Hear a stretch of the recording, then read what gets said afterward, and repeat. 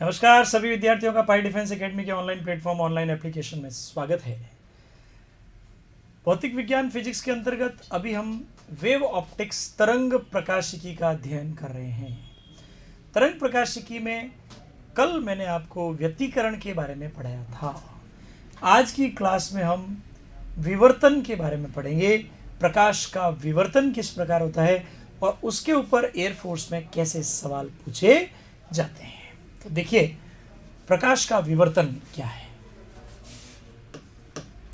Topic है अपना प्रकाश का विवर्तन, डिफ्रैक्शन ऑफ लाइट। इंग्लिश में इसको कहेंगे डिफ्रैक्शन ऑफ लाइट।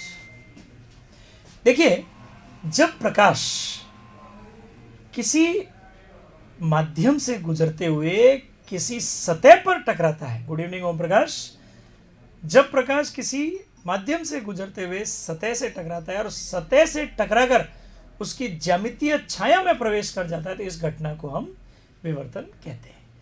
प्रकाश का सतह से टकराना और उसकी ज्यामितीय छाया में प्रवेश कर जाना। जैसे ये प्रकाश है, ये कोई सतह है, अब पर्दे पर इसकी छाया कहाँ बनेगी? यहां बनेगी। तो ये छाया में प्रकाश अगर प्रवेश कर जाता है तो इसे हम प्रकाश का विवर्तन कहते हैं। Good evening Amit, good evening Surendra. तो इसे हम विवर्तन कहते हैं। ये इसकी जो छाया है, इसके अंदर प्रकाश प्रवेश कर जाता है, इसमें फ्रिंजें बनती है जिनको हम विवर्तन फ्रिंजें कहते हैं।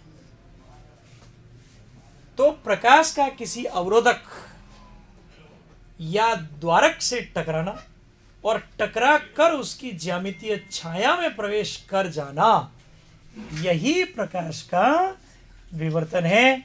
इसकी खोज सबसे पहले ग्रीमाल्डी ने की थी। इसके ऊपर प्रयोग फ्रेनेल तथा फ्रॉनहोफर नाम के दो वैज्ञानिकों ने किए थे। सबसे पहले खोज किसने की? ग्रीमाल्डी ने। और प्रयोग किसने किए? फ्रेनेल तथा फ्रॉनहोफर, दो जनों ने प्रयोग किए थे। अब सवाल कैसे पूछे जाते हैं? सवाल ऐसे पूछे जाते हैं कि विवर्तन की घटना में जो फ्रिंजें बनती है वो कैसी होती है। ये डायरेक्ट सवाल पूछे थे। Good evening, good evening, good evening Sunil. ये कैसे पूछे जाते हैं सवाल? विवर्तन की घटना में जो केंद्रीय फ्रिंज होती है वो सदैव, जरूरी नहीं है कि दीप्त हो। देखो, व्यतिकरण में हमेशा दीप्त थी, लेकिन यहां जरूरी नहीं है कि वो दीप्त हो। वो दीप्त भी हो सकती है, अदीप्त भी हो सकती है, चमकीली भी हो सकती है, काली भी हो सकती है। आप तुलनात्मक रूप से बता रहा हूं, सवाल पूछे हुए ये। व्यतिकरण में केंद्रीय फ्रिंज सदैव दीप्त होगी, लेकिन इसमें दीप्त भी हो सकती है, अदीप्त भी हो सकती है। नंबर 1। नंबर 2, विवर्तन के दौरान फ्रिंजों की चौड़ाई असमान होती है। अब तुलना करो व्यतिकरण को। व्यतिकरण में फ्रिंजों की चौड़ाई समान, इसमें फ्रिंजों की चौड़ाई असमान होती है। याद रखिएगा, व्यतिकरण में फ्रिंजों की चौड़ाई समान, इसमें फ्रिंजों की चौड़ाई असमान होती है। नंबर 2, व्यतिकरण में क्या होता था? उच्च कोटि की फ्रिंजें एकदम साफ दिखाई देती थी, जबकि यहां उच्च कोटि की फ्रिंजें साफ दिखाई नहीं देती है। व्यतिकरण और विवर्तन में यह बेसिक अंतर है कि व्यतिकरण में फ्रिंजें प्रकाश के तरंगाग्रों के अध्यारोपण से होता था, जबकि यहां प्रकाश के द्वितीयक तरंगिकाओं के अध्यारोपण से होता है। याद रखिएगा, उसमें अध्यारोपण तरंगाग्रों का होता था, इसमें द्वितीयक तरंगिकाओं का अध्यारोपण होता है। वैसे देखा जाए तो विवर्तन दो प्रकार से बांटा गया है। पहला जो विवर्तन होता है वो है फ्रेनेल विवर्तन, जिसमें दूरियां निश्चित होती है। दूसरा होता है फ्रॉनहोफर विवर्तन, जिसमें दूरियां अनिश्चित या असमान या अनंत तक हो सकती है। ये थ्योरेटिकल चीजें मैंने आपको बताई जो प्रकाश के विवर्तन के ऊपर अक्सर पूछी जाती है।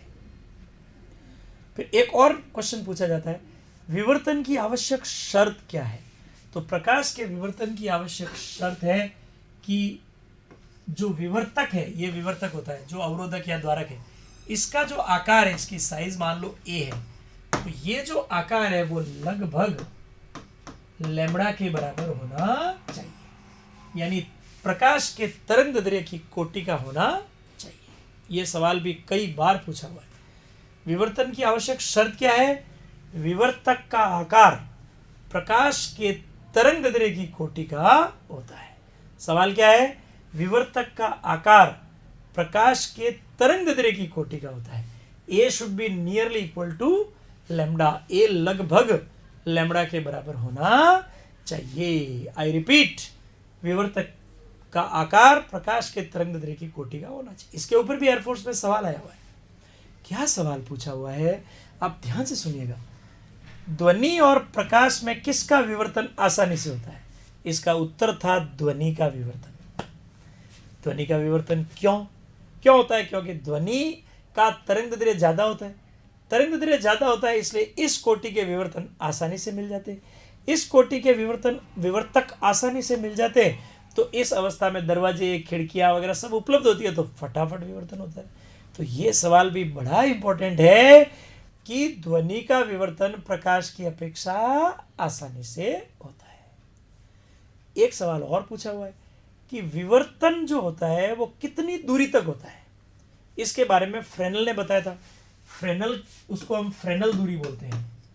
फ्रेनल दूरी ये होता है ZF, ये होता है a² लैम्डा।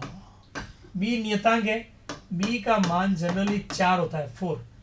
ए आपको पता है विवर्तक का आकार है, लैम्डा तरंग दैर्ध्य है। तो फ्रेनल दूरी वह दूरी होती है जहां तक विवर्तन को प्रेक्षित किया जा सकता है। तो ये कंसेप्ट है फ्रेनल डिस्टेंस का, फ्रेनल डिस्टेंस का। ठीक है, फिर देखो, जब हम बात करते हैं, अगर हम बात करते हैं एकल स्लिट विवर्तन की, सिंगल स्लिट विवर्तन की, तो इसमें ज्यादा प्रयोग वगैरह नहीं पूछते, कोई भी ध्यान रखना। एयरफोर्स में अपन फोकस करेंगे एयरफोर्स के क्वेश्चन के ऊपर। इसमें प्रयोग वगैरह नहीं पूछते, सिर्फ इतना पूछते हैं कि एकल स्लिट विवर्तन में केंद्रीय फ्रिंज कैसी होगी। तो उत्तर होगा एकल स्लिट विवर्तन में केंद्रीय फ्रिंज सदैव दीप्त होगी। सीधा स्ट्रेट फॉरवर्ड पूछा जाता है।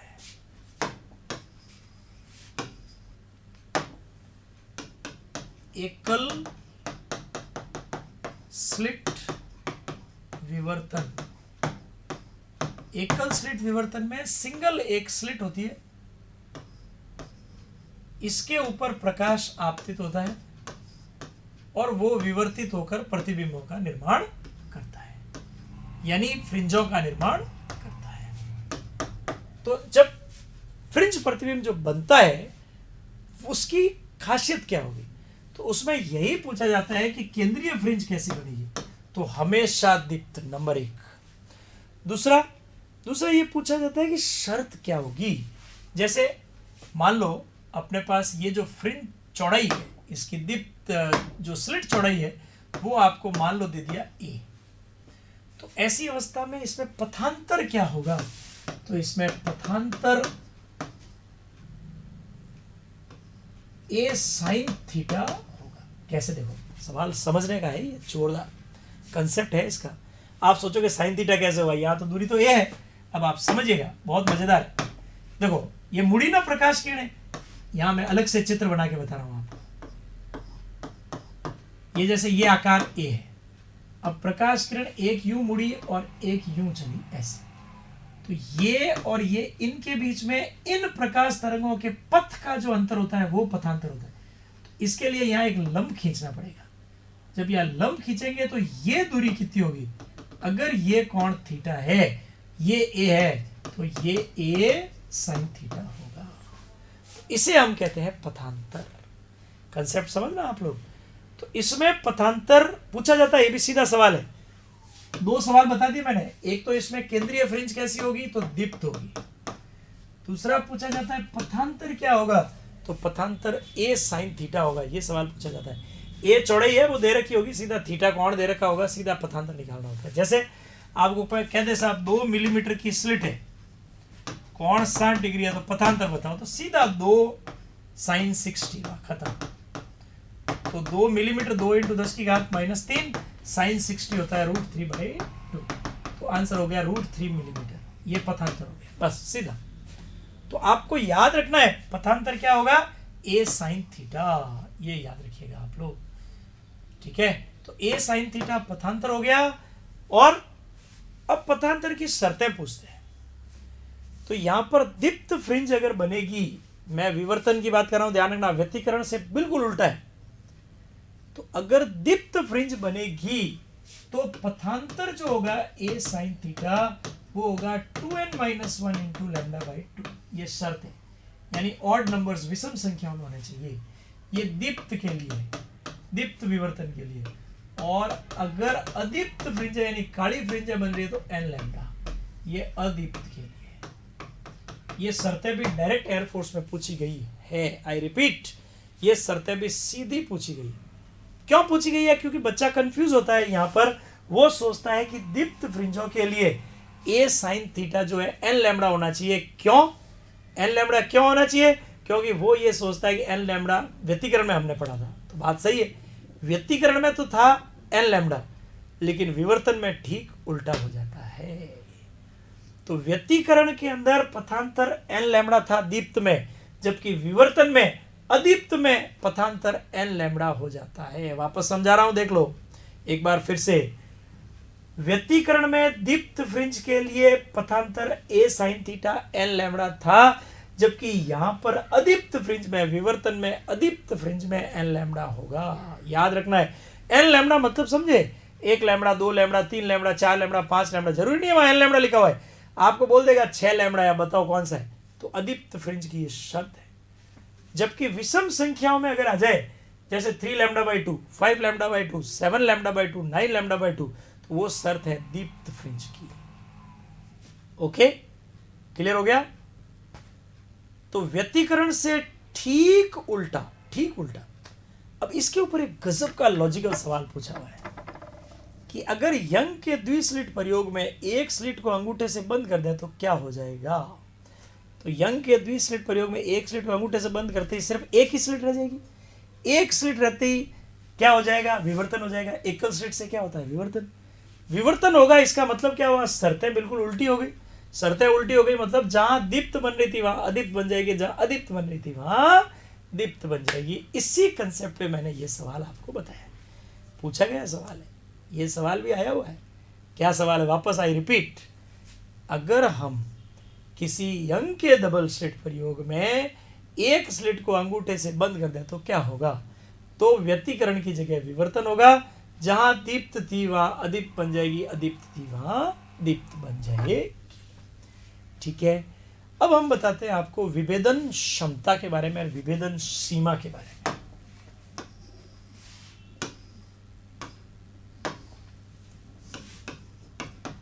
विभेदन सीमा तथा विभेदन क्षमता, power of resolution, resolving power इसको इंग्लिश में बोलते हैं। देखिए, विभेदन सीमा क्या होती है? वह न्यूनतम दूरी जिसको हम स्पष्ट रूप से और साफ साफ देख सकें उसको हम बोलेंगे विभेदन सीमा। और विभेदन क्षमता किसी उपकरण की वह क्षमता जिसके द्वारा दो पास पास रखी हुई वस्तुओं को साफ और विभेदित देखा जा सके उसको हम विभेदन क्षमता कहते हैं।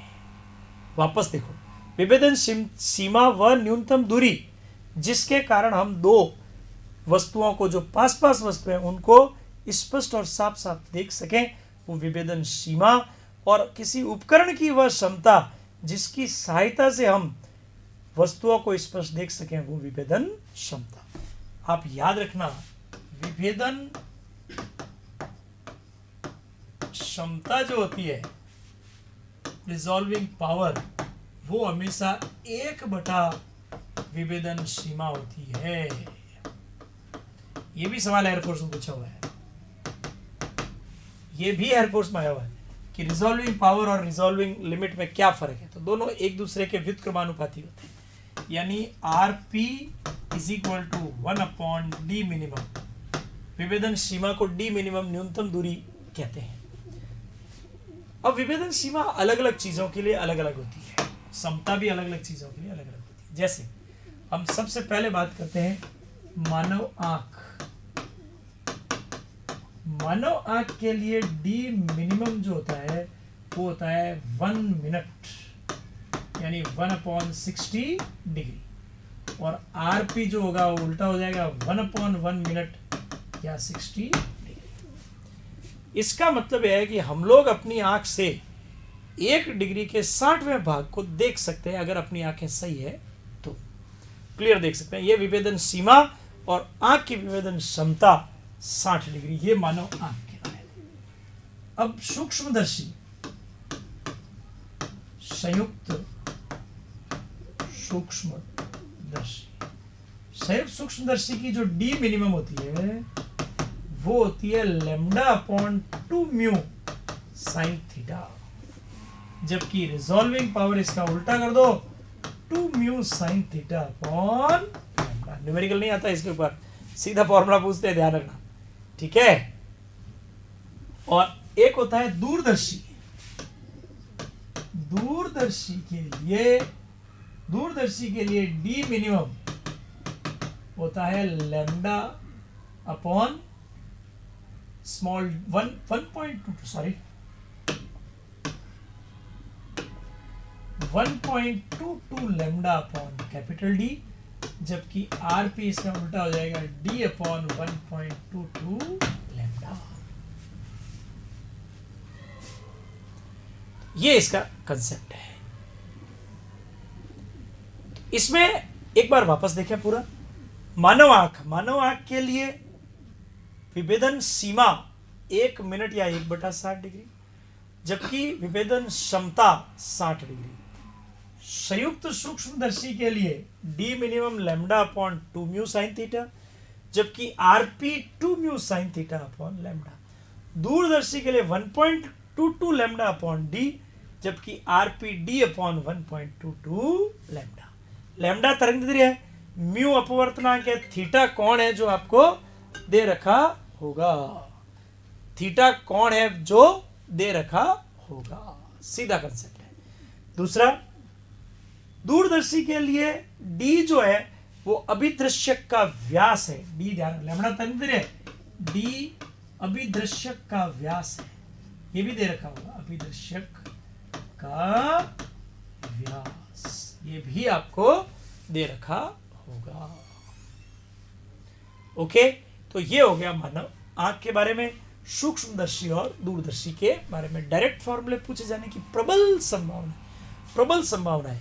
न्यूमेरिकल अगर आएगा तो कैसा आएगा, देखो तरंगदैर्घ्य तो प्रकाश की देगा, आपको पता ही है 4000 से 8000 के बीच में, मान लो तरंगदैर्घ्य आपको 6000 एंगस्ट्रॉम दे दी, और दूरदर्शी का व्यास आपको दे दिया 20 मीटर की। दूरदर्शी का व्यास बहुत बड़ा होता है। अब पूछ लिया साहब विभेदन सीमा और विभेदन क्षमता ज्ञात करो, तो विभेदन सीमा हो जाएगी डी मिनिमम, ये हो जाएगी 1.22 लैम्डा, लैम्डा पढ़ा है 6 × 10⁻⁷ बटा 20, बस मीटर इसकी यूनिट होगी। और क्षमता निकालनी है तो इसका उल्टा कर दीजिए। ये है विभेदन के बारे में। तो पहले एक बार रिप्लाई करो, विभेदन सीमा विभेदन क्षमता क्लियर हो गया? एक बार सभी लोग रिप्लाई करेंगे, विभेदन क्षमता विभेदन सीमा क्लियर हो गया? अच्छी तरह से याद रखना इन चीजों को। सुनील ओके, अच्छी तरह से याद रखना है, बहुत इंपॉर्टेंट है, बहुत इंपॉर्टेंट है। अमित ओके, ओम प्रकाश क्या पूछ रहे हो? यंग के प्रयोग में थंब वाला का, अरे कुछ नहीं, बहुत आसान। यंग के द्विस्लिट प्रयोग में 2 स्लिटें होती है बेटा, 2 स्लिटों में से एक स्लिट को अंगूठे से बंद कर दें, थंब से बंद कर दें, तो क्या होगा, एक स्लिट रह जाएगी, एक स्लिट रह जाएगी, तो एकल स्लिट विवर्तन प्रयोग हो जाता है। वहां यंग का प्रयोग व्यतिकरण का था, यहाँ विवर्तन प्रयोग हो जाता है, नंबर 1। नंबर 2, इसमें फ्रिंजें चेंज हो जाती है, जो दीप्त थी वो अदीप्त हो जाती है, और जो अदीप्त थी वो दीप्त हो जाती है। बस यही 2 सवाल पूछे जाते हैं। पहला व्यतिकरण से विवर्तन हो जाता है, दूसरा दीप्त अदीप्त हो जाती है, अदीप्त दीप्त हो जाती है, बस शर्तें चेंज होने की वजह से। दीप्त अदीप्त और अदीप्त दीप्त कैसे हो जाती है? क्योंकि शर्तें चेंज हो जाती है। मैंने अभी बताया था आपको कि उसका जो पथांतर n लैम्डा दीप्त के लिए होता था, यहाँ अदीप्त के लिए हो जाएगा, तो क्योंकि व्यतिकरण और विवर्तन की शर्तें ही परिवर्तित है, परिवर्तित होते ही जो चीज पहले दीप्त बन रही थी वो अदीप्त हो जाएगी, अदीप्त जो बन रही थी वो दीप्त हो जाएगी। ऐसा नहीं पूछेंगे कैसे होती है, वो पूछेंगे नहीं, आपको तो यही पूछेंगे क्या हो जाएगा। तो दीप्त अदीप्त हो जाएगी और अदीप्त दीप्त हो जाएगी। अगर वैसे कंसेप्ट के लिए बता दूं, क्योंकि शर्तें उसमें n लैम्बडा की शर्त होती थी, इसमें आपके 2n-1 λ/2 की हो जाएगी। ठीक है, ये कंसेप्ट है।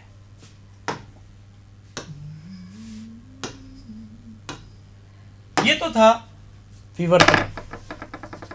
तो हमने विवर्तन के बारे में पढ़ा। अब हमारा पाठ शुरू होता है ध्रुवण।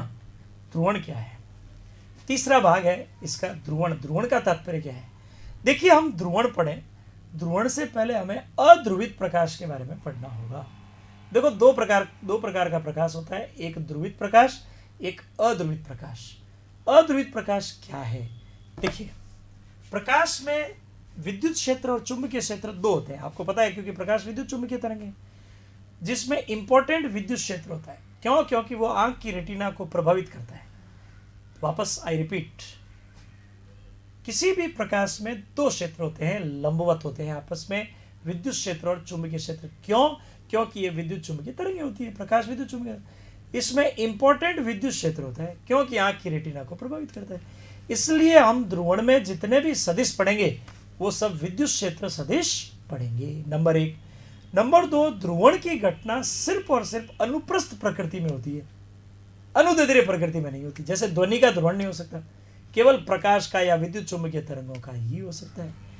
तो ये दो कंसेप्ट बहुत इंपॉर्टेंट है, बहुत, ये बहुत पूछा हुआ है। ध्रुवण क्या प्रदर्शित करता है? तो अनुप्रस्थ प्रकृति, ट्रांसवर्स नेचर, अनुप्रस्थ प्रकृति प्रदर्शित करता है। तो ध्रुवण हम डिटेल में पढ़ें, उसके लिए हमें सबसे पहले पता होना चाहिए अध्रुवित प्रकाश क्या होता है। टॉपिक है अपना प्रकाश का ध्रुवण। इसमें सबसे पहले हम पढ़ेंगे अध्रुवित प्रकाश। देखो, अध्रुवित कौन सा होता है? वह प्रकाश जिसके कंपन सभी संभव दिशा में हो उसे अध्रुवित प्रकाश कहते हैं। यानी इसके कंपन सब दिशाओं में, इधर इधर इधर इधर इधर, तो ये अध्रुवित हो गया, अनपोलराइज्ड लाइट, इंग्लिश में यूपीएल कहते हैं, अनपोलराइज्ड लाइट। सभी संभव दिशाओं में विद्युत क्षेत्र कंपन हो जिसके कंपन सभी संभव दिशा में अध्रुवित। फिर होता है पूर्ण ध्रुवित। पूर्ण ध्रुवित कौन सा होता है?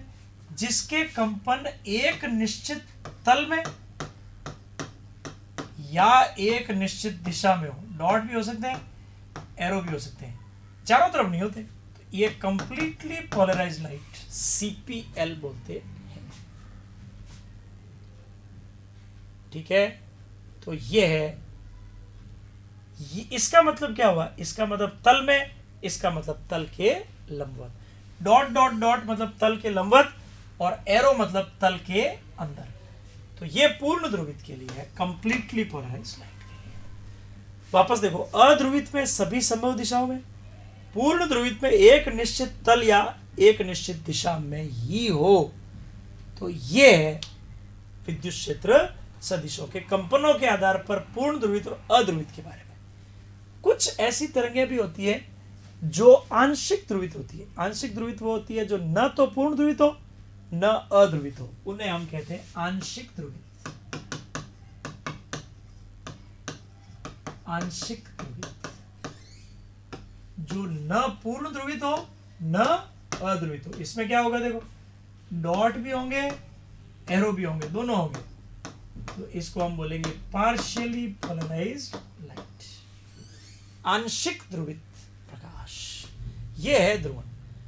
अगर हम अध्रुवित प्रकाश को किसी क्रिस्टल से गुजारें, जैसे टूरमेलिन क्रिस्टल है, अगर किसी क्रिस्टल से गुजारा आंशिक ध्रुवित प्रकाश को, तो वो पूर्ण ध्रुवित प्रकाश में परिवर्तित हो जाएगा। इस क्रिस्टल को हम टूरमेलिन क्रिस्टल कहते हैं। जैसे इससे बाहर निकलेगा तो ये पूर्ण ध्रुवित प्रकाश में कन्वर्ट हो जाएगा। तो ये क्या था? अनपोलराइज्ड लाइट, यूपीएल, ये सीपीएल में कन्वर्ट हो गया। ये क्रिस्टल है, कोई भी क्रिस्टल अपने को दे रखा है वो क्रिस्टल है। तो इसमें क्या कन्वर्जन हुआ? कन्वर्जन हुआ अध्रुवित प्रकाश पूर्ण ध्रुवित प्रकाश में कन्वर्ट हो गया। इसी घटना को हम ध्रुवण कहते हैं। किसी क्रिस्टल से अध्रुवित प्रकाश गुजरने पर अगर वो पूर्ण ध्रुवित प्रकाश में कन्वर्ट हो जाता है तो इसी को हम ध्रुवण कहते हैं, प्रकाश का ध्रुवण कहते हैं। इसके ऊपर 2 क्वेश्चन आए हुए हैं। कैसे आए हुए आप समझिएगा। अगर हम इसके बारे में बात करें तो यहां हम एक तल बनाते हैं ऐसे, और एक तल इसके लंबवत बनाते हैं, एक तल यहां ऐसे बनाते हैं ऐसे। 2 तल मैंने बनाए, देखो, एक तो ये तल और एक इसके लंबवत तल। जिस तल में कंपन पाए जाते हैं उसको कहते हैं कंपन तल, और जिसमें नहीं पाए जाते उसको कहते हैं ध्रुवण। जिस तल में कंपन पाए जाते हैं उसको कहते हैं कंपन तल, और जिसमें नहीं पाए जाते उसको कहते हैं ध्रुवण तल। तो 2 प्रकार के तल इसके अंदर हुए, कंपन तल और ध्रुवण तल। ये भी सवाल पूछा जाता है। एक सवाल और पूछा गया है, कंपन तल और ध्रुवण तलों के बीच में कोण कितना होता है? तो याद रखना 90 डिग्री होता है, 90 डिग्री। ध्रुवण तल कंपन तल के साथ सदैव 90 डिग्री या 90 डिग्री एंगल बनाता है। प्रकाश का जब ध्रुवण होता है तो उसमें 2 नियम दिए गए हैं। कौन कौन से नियम दिए गए आप समझिएगा।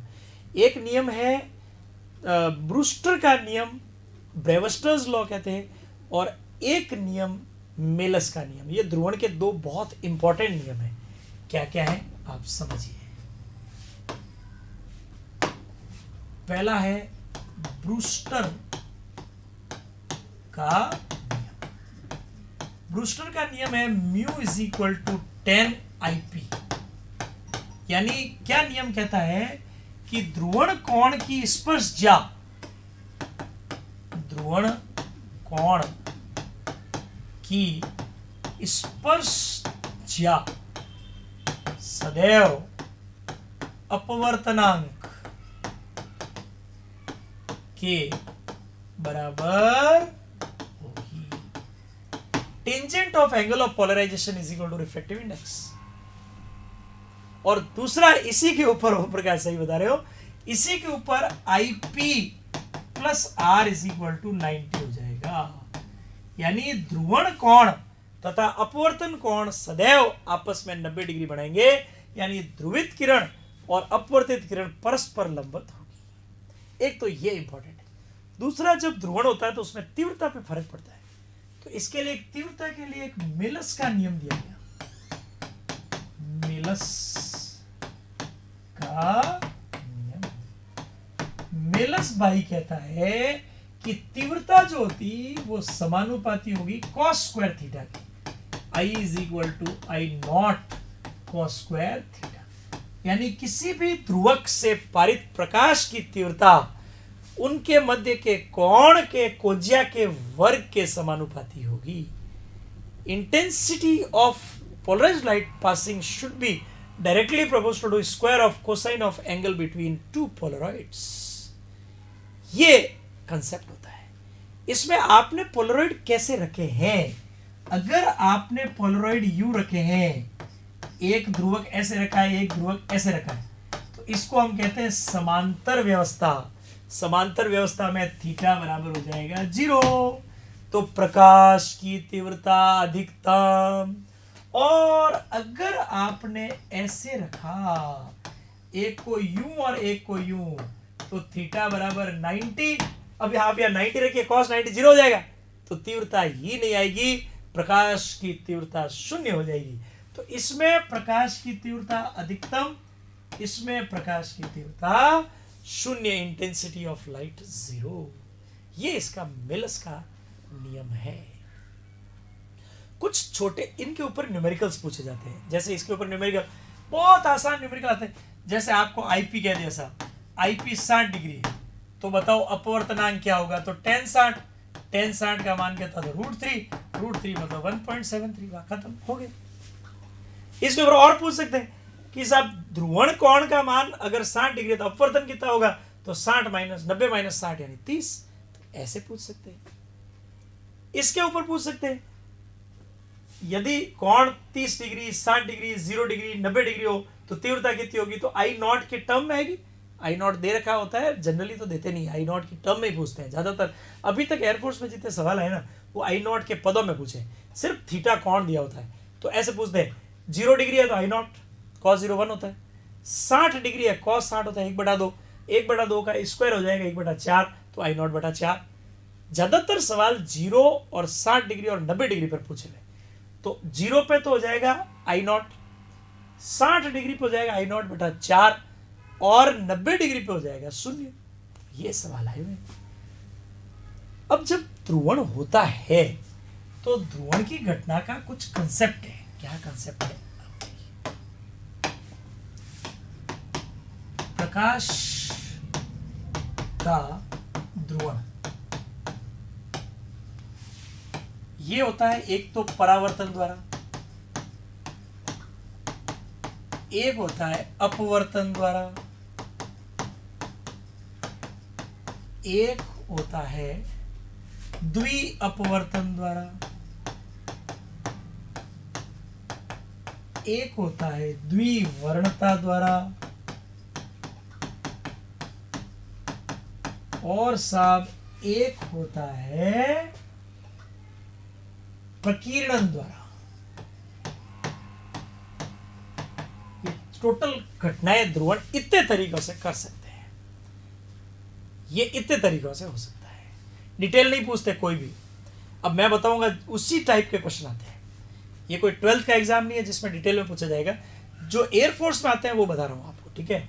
परावर्तन में क्या होता है, परावर्तन द्वारा ध्रुवण कैसे होता है, इसकी शर्त पूछी जाती है कैसे होता है। तो इसमें कोण जो होता है आई, वो आई पी के बराबर होना चाहिए बस। आपतित कोण ध्रुवण कोण के बराबर होना चाहिए। फिर पूछते हैं अपवर्तन के द्वारा कैसा होता है, तो अनेक माध्यम होने चाहिए तो होगा, नहीं तो नहीं होगा। एक माध्यम से तो होगा नहीं, बहुत सारे माध्यम होंगे तो होगा। द्वि अपवर्तन द्वारा कैसे होता है, इसमें सवाल क्या पूछते हैं, इसमें पूछते हैं कैल्साइट क्रिस्टल द्वारा। पूछते सीधा यही पूछते हैं, कोई प्रयोग कोई नहीं पूछते। कैल्साइट क्रिस्टल, कैल्साइट क्रिस्टल द्वारा या फिर निकोल प्रिज्म द्वारा, बस। अब इसमें उल्टा सीधा भी पूछ सकते हैं, द्वि अपवर्तन की घटना किसके कारण होती है, कैल्साइट या निकोल द्वारा। निकोल किस पर आधारित है, तो द्वि अपवर्तन पर, बस खत्म। ये 2 क्वेश्चन इसके ऊपर बनते हैं। द्विवर्णता में क्या पूछते हैं साहब, द्विवर्णता में पोलरॉइड के बारे में पूछते हैं। पोलरॉइड इसी सिद्धांत पर कार्य करता है। फिर प्रकीर्णन द्वारा कैसे पूछते हैं, प्रकीर्णन के ऊपर जो सवाल आता है वो क्या बनता है, देखो। प्रकीर्णन के ऊपर ये आता है कि कौन सी प्रकीर्णित किरण होगी जो इस तरह की घटना शो करेगी। तो इसमें कौन सी प्रकीर्णित किरण होगी, ध्यान से देखिएगा ना। तो लंबवत प्रकीर्णित किरण, लंबवत प्रकीर्णित किरण, ये जो होगी वो ध्रुवित होगी, ध्यान रखना, वो ध्रुवित। यूं तो प्रकीर्णन तो चारों तरफ होता है, लेकिन जो आपतित किरण के साथ 90 डिग्री होगी वो ही ध्रुवित होगी, बाकी ध्रुवित नहीं होगी, नहीं होगी, नहीं होगी। 90 डिग्री वाली ही ध्रुवित होगी, बाकी नहीं होगी। आई रिपीट, प्रकीर्णन द्वारा ध्रुवण में 90 डिग्री द्वारा ही होगी। ये इसका कंसेप्ट है। फर्स्ट दोबारा ओम प्रकाश, परावर्तन में आपतन कोण ध्रुवण कोण के बराबर होना चाहिए तो परावर्तित पूर्ण ध्रुवित होगी, वरना नहीं होगी।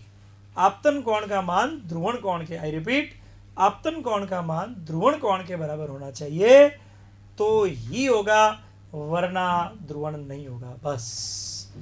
आपतन कोण का मान ध्रुवण कोण वो होता है जिस कोण के लिए अध्रुवित प्रकाश पूर्ण ध्रुवित प्रकाश में परिवर्तित हो जाता है, ठीक है।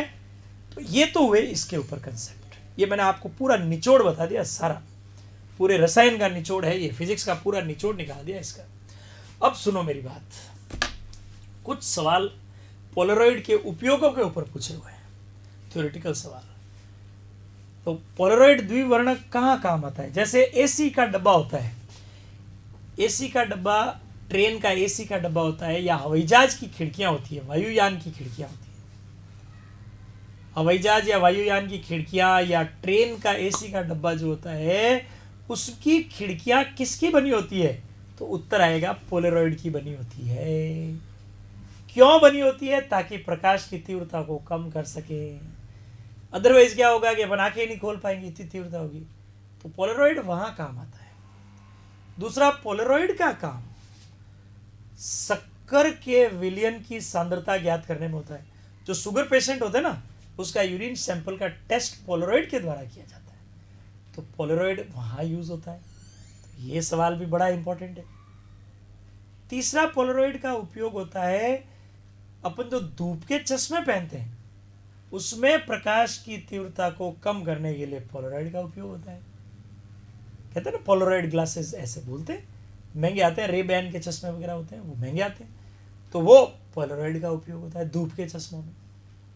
फिर पोलरॉइड का जो उपयोग होता है वो द्विवर्णता की जांच में होता है, द्विवर्णता के अध्ययन में होता है। द्विवर्णता पर निर्भर करता है ना, तो द्विवर्णता के अध्ययन के अंदर भी हम पोलरॉइड का उपयोग करते हैं, तो वहां भी पोलरॉइड काफी ज्यादा इंपॉर्टेंट रहता है।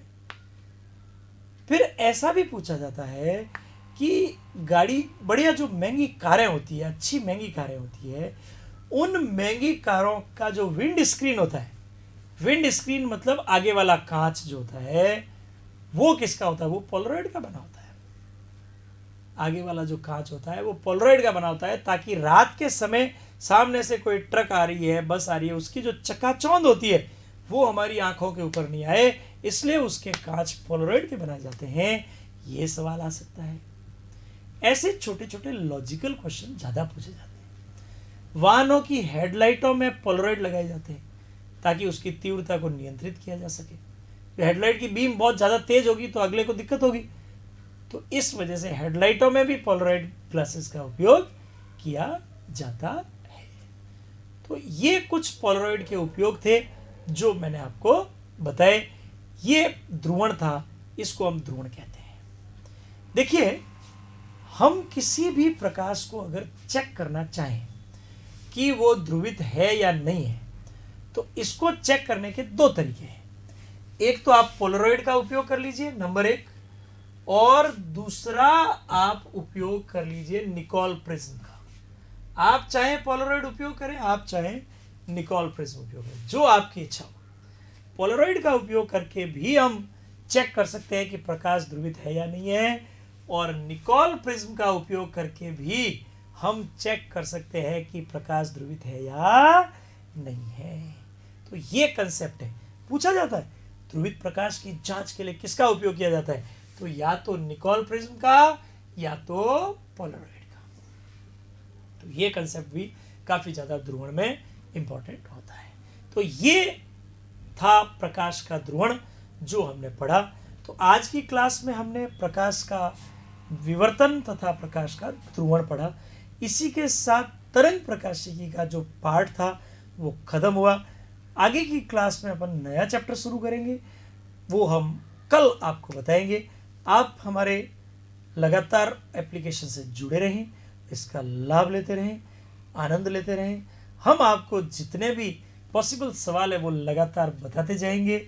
आप अपनी तैयारी को इसी के आधार पर जारी रखें, अपने पेरेंट्स के सपनों को साकार करें और जुट जाएं मेहनत के साथ, जुनून के साथ, जज्बे के साथ, और सफलता की ओर अग्रसर हो जाएं।